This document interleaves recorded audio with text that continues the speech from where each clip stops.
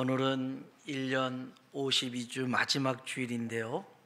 1년을 어떻게 지내셨는지, 어떤 마음으로 보내셨는지, 예배를 드릴 때는 과연 어떤 마음으로 들으셨는지 한번 좀 생각을 해봤으면 좋겠고요.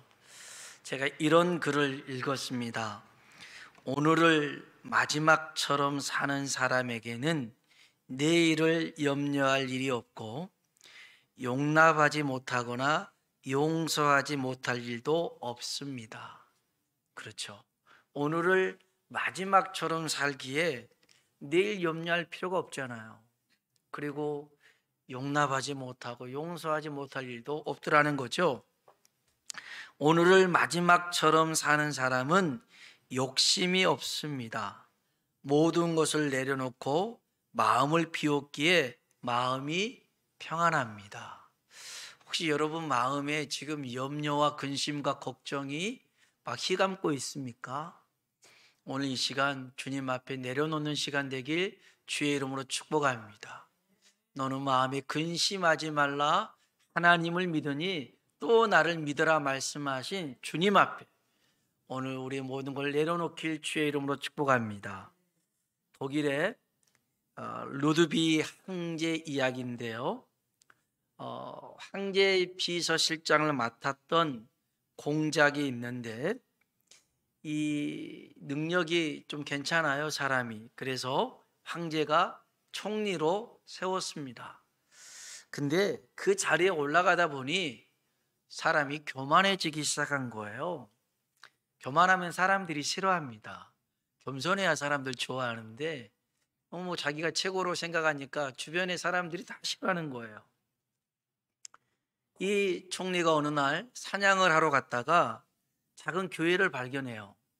그래서 또 교회에 들어가서 기도를 했나 봐요. 기도하고 고개를 짠 드는 순간 갑자기 이 십자가로 빛이 확 비치더라는 거예요. 그래서 저게 뭐지? 보고 있는데 갑자기 3 숫자도 3이 쫙 보이다가 없어졌대요. 그럼 여러분 어떻게 생각을 해야 돼요? 십자가에 빛이 딱 임하고 3이 딱 비치고 없어졌으니까. 예? 뭐라고요? 어떻게 생각해야 돼요? 3일밖에 못 산다고요? 이 사람은 그렇게 생각했나 봐요. 나 3일밖에 못 사나 보다. 내가 살 수 있는 날이 3일밖에 없나 보구나. 그렇게 생각을 하고선 3일 동안을 천사처럼 살았나 봐요. 그러니까 이 3일 동안 황제를 위해서, 백성을 위해서, 최선을 다해 삽니다. 근데 3일 지나니까 안 죽더라는 거예요. 그래서 생각을 했어요. 3일이 아니구나. 석 달이구나. 그래서 그래, 석 달을 이왕 살 거 최선을 다해서 남을 도와주며 살아보자 하고 천사처럼 열심히 살았더래요. 그러니까 주변에서 변화가 일어나기 시작하더라는 겁니다. 전에는 사는 게 다 지옥 같았는데 내가 변하니까 주변이 다 천국으로 변해지더라는 겁니다. 이야, 신기한 일이 발생한 거예요. 석 달이 지났습니다. 죽겠구나. 안 죽더라는 겁니다. 3. 그래서 뭐라고 생각해요? 3년이구나. 3년이구나. 몰랐네. 3년이구나. 그래서 3년을 그래, 정말 천사처럼 한번 살아보자 하고 열심히 살았더래요. 3년 지내는 동안 황제가 감동을 받아요. 다른 신하들도 백성들도 감동을 받습니다. 마침 이 황제가 병에 걸려 죽게 되는데 유언으로 이 총리를 내 다음 황제로 세우라고 유언을 남깁니다. 그래서 신하들과 국민들이, 백성들이 다 기쁜 마음으로 그 유언을 따라서 황제로 딱 등극하는 그날이 3년이었습니다. 3년. 요 얘기는요, 1314년 프랑크푸르트의 5 제후들에 의해서 신성 로마 제국의 황제로 추대된 루드비 황제 이야기입니다. 실제 있는 이야기였더라는 겁니다. 그가 3일밖에 못 산 3일하고 생각한 것에 그냥 3일 동안 그저 마지막까지 즐기고 먹고 마시자 그랬더라면 이 사람은 그 3일에 끝났을지도 몰라요. 그런데 달리 생각한 거죠. 그래, 남은 날 최선을 다해서 살아보자. 그 삶이 이렇게 자기를 황제까지 올리게 되었더라는 것입니다. 오늘 이 예배도 마찬가지입니다. 처음보다 끝이 더 중요하거든요. 마무리를 잘해야 됩니다. 오늘 이 예배가 하나님 앞에 온 마음과 정성과 힘을 다해서 드려지는 예배 되길 주의 이름으로 축원합니다. 이사야는요, 예수님이 태어나기 700년 전에 하나님의 말씀을 받아서 예언했던 선지자입니다. 그래서 이 이사야의 말씀에는 구약 속의 신약이라는 말씀처럼 예수님에 관해서 많은 예언을 하고 있습니다. 재미있게도 이사야, 호세야, 여호수아 다 같은 이름의 뜻입니다. 이사야, 여호수아, 예수아, 여호와의 구원, 여호와는 구원이시다라는 뜻입니다. 오늘 하나님의 구원의 은총이 우리 가운데 임하길 원합니다. 오늘 우리가 읽었던 본문 말씀을 보면요, 흑암 속에 고통을 받고 멸시를 당하던 도시가 나옵니다. 스불론과 납달리라는 도시가 나오는데요, 우리 한번 성경을 한번 볼까요? 자, 1절 말씀 읽어보겠습니다. 전에 고통받던 자들에게는 흑암이 없으리로다. 옛적에는 여호와께서 스불론 땅과 납달리 땅이 멸시를 당하게 하셨더니 후에는 해변길과 요단 저쪽 이방의 갈릴리를 영화롭게 하셨느니라. 아멘. 이 스불론과 납달리라는 땅은요, 북이스라엘에 있었던 땅입니다. 그 땅이 아수르라는 나라한테 짓밟혔던 땅입니다. 그때 이 이스라엘 사람들을 포로로 잡아가고 아수르 사람들이 이 땅에 심어서 그래가지고 이주시키고 정착시켰던 그 땅입니다.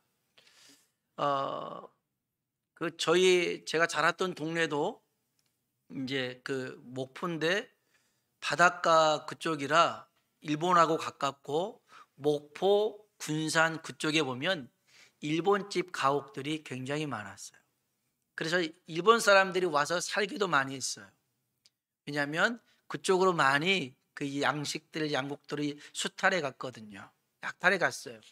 아무튼 간에 이 스불론 납달리 땅도 아수르 사람들이 와서 거기서 이스라엘 사람도 결혼해 가지고 혼혈이 되고 이스라엘의 그 백성들의 정통성을 점점 잃어가는 그런 땅이었습니다. 이 스불론 납달리 지역이 신약에 와서는 갈릴리의 나사렛이었습니다. 갈릴리 나사렛. 그래서 빌립이라는 제자가 나다나엘을 찾아가서, 야, 우리가 기다리던 메시아를 만났다. 누군데? 나사렛 예수야. 그러니까, 야, 무슨 나사렛에서 선한 게 나올 수가 있어? 이런 말을 하죠. 이 나사렛에는 이런 배경을 연유하고 있었던 거예요. 하나님께서는 이렇게 약하고 상처받은 땅, 이 스불론과 납달리 땅, 이곳을 버리지 않고요, 나중에 보니까 사용을 하는데 영광의 도구로 사용하시더라는 것입니다. 여러분, 그래서 내가 지금 약하고 병들고 없고 가난한 것 문제되지 않습니다. 하나님이 우리를 들어 사용하시면 우리를 들어서 부한 자를 부끄럽게 하시고 지혜 있는 자를 부끄럽게 만들 정도로 하나님이 우리를 사용하실 줄로 믿습니다. 하나님께서는 모세를 애굽의 왕자로 있을 때 사용하지 않고 광야의 목자로 있을 때 사용했습니다. 그때는 실패자였습니다. 도망자였습니다. 베드로를 부르실 때도 마찬가지입니다. 밤새도록 수고했는데 고기 한 마리 잡지 못했을 때 주님은 그때 베드로를 불러서 사람 낚는 어부로 사용하십니다. 성경 속에 쓰임받았던 대다수의 사람들은 재능이 많아서 실력이 좋아서 세상에서 성공해서 사용한 사람들이 아니었습니다. 부족하고 연약했기에 자기를 의지할 수 없고 하나님을 의지하며 나아갔기에 그들을 사용하신 줄로 믿습니다. 그래서 이런 말이 있죠. 약해도 쓰임받을 수 있다. 더 나아가 약해야 쓰임받을 수 있다. 하나님은요, 강한 자를 사용하지 않고요, 약한 자를 들어 사용하신 줄로 믿습니다. 자, 이런 스불론 땅과 납달리 땅을 하나님이 영화롭게 하시겠다 약속하셨는데요, 어떻게 하시냐면 큰 빛을 비춰서 흑암 속에 사망의 그늘질 땅을 빛나게 하시겠다 약속하십니다. 자, 성경 볼까요? 1절 후반절에 보면 이방의 갈릴리를 영화롭게 하셨느니라 하시면서 2절입니다. 흑암에 행하던 백성이 큰 빛을 보고 사망의 그늘진 땅에 거주하던 자에게 빛이 비치도다. 아멘. 오늘 이 빛이 우리에게도 임하길 소원합니다.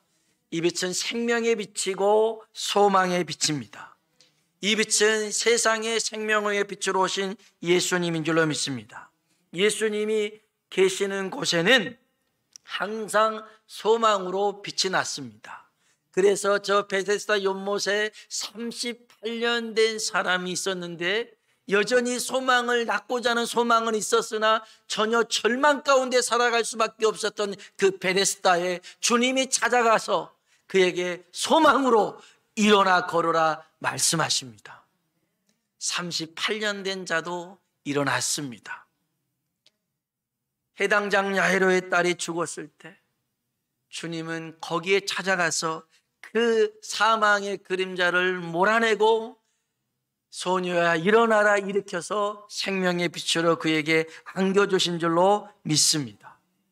오늘 이 생명의 빛이, 소망의 빛이 우리 가운데도 임하길 주의 이름으로 축원합니다. 이 빛이 임하면 3절 한번 볼까요? 3절입니다. 읽어보겠습니다. 주께서 이 나라를 창성하게 하시며 그 즐거움을 더하게 하셨으므로 추수하는 즐거움과 탈취물을 나눌 때의 즐거움같이 그들이 주 앞에서 즐거워하오니. 아멘. 오늘 우리 가운데 주님이 주시는 기쁨으로 정말 하나님 앞에 즐거워 찬양하는 이 시간 되기를 원합니다. 주님은 우리에게 기쁨을 주시는데요, 여기 보니까 수확의 기쁨도 주시고 승리의 전리품도 주신다는 겁니다. 베드로가 또 베드로, 안드레, 야고보, 요한이 밤새 수고했었는데 빈손이었잖아요. 빈손. 그런데 주님이 깊은 곳으로 가서 그물을 던지라고 합니다. 던집니다. 세상에 2배 가득히 배가 잠길 정도로, 그물이 찢어질 정도로 많은 고기를 잡게 됩니다. 주님이 역사하시면 수확의 기쁨, 열매를 거두게 하실 줄로 믿습니다. 절대 주님은 우리를 빈손으로 끝나게 하는 인생 되지 않게 하십니다. 수확의 기쁨을 얻게 하시고, 또 보니까 그 모세가 그 애굽의 바로를 피해서 도망치지 않습니까? 어찌 보면 패배자로, 실패자로 그 인생 그렇게 쫓겨나간 것 같지만 하나님이 그를 붙잡아 주시니까 저 애굽의 10가지 재앙을 내리게 하고 이스라엘 백성들을 애굽에서 나오게 하는 기쁨을 맛보게 하는 줄로 믿습니다. 여러분, 주님 손에 있으면 수확의 기쁨도 승리의 전리품도 얻게 될 줄로 믿습니다. 더 나아가 우리 주님은요, 4절 한번 보겠습니다. 4절 읽어보겠습니다. 이는 그들이 무겁게 맨 멍에와 그들의 어깨의 채찍과 막대기를 주께서 꺾으시되 미디안의 날과 같이 하셨음이니이다. 아멘. 억압과 매임으로부터 자유를 얻게 하십니다.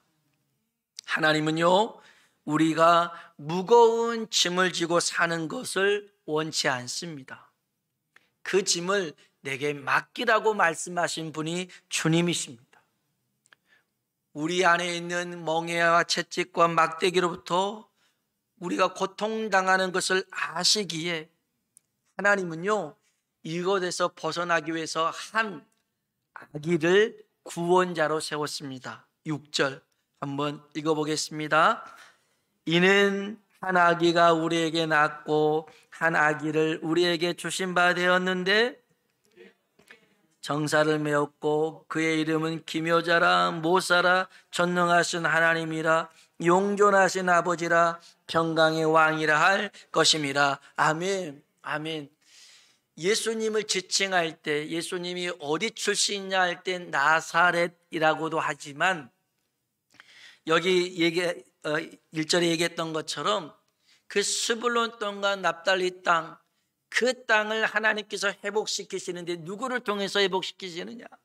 예수 그리스도를 통해서 회복시키시는 줄로 믿습니다. 그래서요, 이제는 다른 모든 지역뿐만 아니라 모든 사람들이 그 땅, 그 갈릴리 땅, 그 나사렛 땅을 다 부러워하게 되는 것이죠. 오늘 우리가 세상에 버림받고 또 세상으로부터 정말 아무것도 얻을 수 있는 것이 없는 그런 위치에 있다 할지라도요, 주님이 찾아와 주시고 주님이 회복시키시면 그 땅에 영광의 빛이 임하게 될 줄로 믿습니다. 그래서 여기 보니까 6절에 예수님의 어깨에는 정사가 매였다라고 얘기합니다. 권세가 주어졌다는 거죠. 쉽게 생각하면 군인들의 어깨에 계급장이 있는 겁니다. 계급장이 있어요. 이 계급장, 별이 하나냐, 두 개냐, 세 개냐, 네 개냐의 차이가 엄청난 차이입니다. 그냥 같은 군복에 그냥 똑같은 군인 같지만 계급장이 어떤 계급장에 달렸느냐에 따라서 그 고난이 달라지는 것이죠. 예수님의 어깨에는 계급장, 정사, 권세가 주어졌는데 하늘과 땅의 모든 것을 다스리시고 주관하는 권한이 우리 주님에게 있는 줄로 믿습니다. 그래서 여기서 우리 주님에 대해서 그 이름을 몇 가지로 해놨는데요, 그의 이름은 기묘자라, 원더풀입니다. 놀라우신 분이죠. 주님께서 우리에게 행하신 일들은 아무도 예측할 수 없는 놀라운 일들을 행하실 줄로 믿습니다. 모사입니다. 카운셀러입니다. 우리를 상담하고 인도해 주시는 분이죠. 전능하신 하나님이요, 영존하시는 아버지요, 평강의 왕이라 할 것임이라 얘기합니다. 이 하나님, 영원하신 하나님, 전능하신 하나님, 평강의 왕이신 하나님, 놀라우신 하나님이 아기 예수로 이 땅에 오셔서 우리와 함께 하나님의 나라를 세워가고 만들어가겠다는 것입니다. 7절 같이 한번 읽겠습니다. 7절 읽어보겠습니다. 그 정사와 평강의 더함이 무궁하며 왕자와 그의 나라에 군림하여 그 나라를 굳게 세우고 지금 이후로 영원히 정의와 공의로 그것을 보존하실 것이라. 만군의 여호와의 열심히 이를 이루시리라. 아멘. 하나님이 이 일을 계획하셨는데요, 이 일에 대해서는 하나님이 쉬지 않고 열정을 갖고 반드시 이루시겠다 약속하신 겁니다. 하나님이 세상 모든 사람을 구원하기까지 쉬지 않고 포기하지 않고 지치지 않고 끝까지 이루시겠다는 것입니다. 우리 하나님에게는 미완성이 없습니다. 이 세상 누구도 하나님의 열정을 막아낼 자가 없습니다. 하나님은요, 끝장을 보시는 하나님이십니다. 여러분, 하나님이 얼마나 집요하신 분인 줄 아십니까? 절대 포기가 없습니다. 포기가 없어요. 포기하셨더라면 저와 여러분이 이 자리에 없죠. 우리가 얼마나 말을 안 듣습니까? 얼마나 우리가 내 마음대로 살았습니까? 그럼에도 불구하고 우리가 여기 있다라고 하는 것은 하나님이 우리를 포기하지 않는다는 것입니다. 시시때때로 계속적으로 성령님을 통하여서 주변을 통해서 말씀하셔서 그 은혜 가운데 우리를 불러주시고 있게 하신 줄로 믿습니다. 제가 잘 못해가지고 영어 공부를 이제 기초부터 하고 있는데요. 그래서 이제 그걸 하다 보니까 제가 330일을 안 쉬고 했습니다. 잘했습니다. 그러니까 안 빠지고 계속 했더라는 거예요. 하루에 이제 뭐 5분이든 10분이든 했는데, 그래서 옆에서 지켜보고 있는 이제 사모님이라, 야, 당신 대단하다고, 또 집요한 부분이 있다고 막 그러는데, 그게 그 노력만 갖고 그런 게 아니고요. 제가 이제 공부를 안 하잖아요. 그날 그러면 연락이 와요. 이 친구들한테 그 애플에 그 어플리케이션에서 뭐라고 연락이 왔냐면 294일 그때 안 할 때였어요. 그 듀오라는 친구가 294일 연속 학습 기록을 곧 잃게 됩니다. 아직 늦지 않았어요. 지금 바로 연습하여 연속 학습 기록을 지켜내세요. 이렇게 연락이 와요. 그날 제가 좀 바빴나 봐요. 그래가지고는 못하고 있는데 밤 11시쯤에 또 왔어요. 안녕, 난 할리예요. 듀오가 자꾸 무시당하는 것 같다고 하도 그래서 이번엔 제가 대신 왔어요. 294일 연속학습 이어가시려면 가시고 아님 말고요. 이렇게 왔더라고요. 할람하고 말람 하러. 그러니까 자극을 줘가지고 또 11시에 열심히 했어요. 그러다 보니까 어느 날 이제 거의 1년 가까이 안 쉬고 되겠더라고요. 하나님이 우리에게 은혜를 주실 때도 마찬가지예요. 하나님이 계속적으로 사인을 줘요. 그 은혜의 자리로 나오라고. 그 순종의 자리로 나오라고 말씀하시는데 그 자리에 서잖아요. 그러면 나도 모르게 내가 그 은혜에 젖어 있는 것을 알 수 있어요. 제가 발음이 되게 안 좋았어요. 그런데 이제 제가 하고 있는 거 보면 당신 발음 좀 나아졌어? 칭찬해줘요. 그러면 기분이 몹시 좋아요. 우리가 왜 기도를 해야 되는지, 우리가 왜 성경을 읽고 성경을 써야 되는지, 할 일 없어서 그러겠어요? 그러지 않습니다. 그런 것들이 우리를 하나님의 은혜의 자리에 머물게 하는 것입니다. 머물게 하는 거예요. 그래서 이제 또 다음 달부터는 일단 신청하신 분 안에서 큐티 책자를 나눠드리고 그 큐티를 같이 하려고 그래요. 그래서 저 뒤에 이제 이런 책자가 있는데 매일매일 성경 본문이 있고 여기서 하나님이 어떤 분인가, 그리고 하나님이 내게 어떤 말씀을 하시는가, 그러면 나는 어떻게 살아야 되겠는가, 이런 것들을 여기 잘 설명이 되어 있어요. 그걸 적는 거예요. 그래가지고 나만 가지고 있는 게 아니라 내가 오늘 받은 말씀은 이런 말씀이었어요. 함께 큐티하는 사람들하고 나누는 겁니다. 그래서 이런 자리가요, 자꾸 은혜의 자리를 사모하고 만들어 가야 내가 은혜의 사람이 되어 있는 겁니다. 그런데 나는 은혜의 자리와 멀리 동떨어져 있으면서 내가 은혜가 없다? 당연히 그럴 수밖에 없죠. 하나님께서 우리가 말씀하실 때 우리 하나님의 열정, 그 하나님의 열심을 따라 우리도 힘을 다해서 정성을 다해서 하나님을 사랑하고 그 은혜를 사모하며 나아가는 우리 모두가 되길 주님의 이름으로 축원합니다. 우리 마지막으로 성경 한 구절 볼까요? 이사야 30장입니다. 한 구절 말씀 읽고 말씀 마치겠습니다. 이사야 30장 26절에 있는 말씀입니다. 이사야 30장 26절.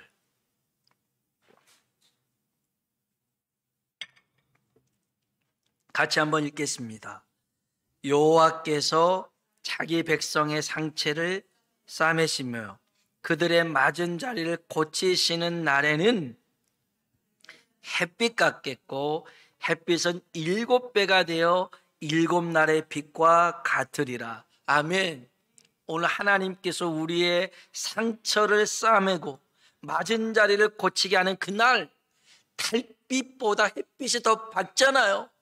햇빛보다 7배 더 빛나는 날, 그런 날이 우리에게 임할 건데 이 날이 되길 주님의 이름으로 축원합니다. 기도하겠습니다. 우리가 전에 어떻게 살았는가는 정말 중요하지 않아요. 우리의 산 날을 하나님 다 아셔요. 우리가 지난 날 우리의 모습이 스불론과 납달리 땅처럼 짓밟히고 더럽히고 또 세상에 물들고 세상과 짝하고 그렇게 지나왔을지 몰라요. 그런데 그런 우리들이었는데 예수님이 찾아오셨어요. 우리에게 기묘자로, 모사로, 전능하신 하나님으로, 영존하신 아버지로, 평강의 왕으로 우리에게 오셔서요, 우리에게 생명의 빛을, 소망의 빛을 안겨주시길 원합니다. 이것에 대해서 하나님은 결코 쉬지 않고 포기하지 않고 그 열심으로 이루겠다 했는데 오늘 우리가 해야 될 일이 있어요. 그 자리에서요, 하나님 맞습니다. 내가 이렇게 약하고 부족하고 넘어지고 실패했지만 그래도 나는 하나님의 은혜의 손길을 기대합니다. 이 시간 내게도 생명의 빛으로, 소망의 빛으로 임하여 주시옵소서. 혹여 내가 지난날에 상처가 있다면 이 시간 싸매 주시고, 지난날에 맞은 그런 자리가 있다면 고쳐주시고, 이 시간 달빛이 햇빛이 되고 햇빛이 7배가 더 빛나는 날의 빛처럼 오늘 우리에게 임하여 달라고 다 같이 주님 이름 한번 부르고 기도하겠습니다. 주여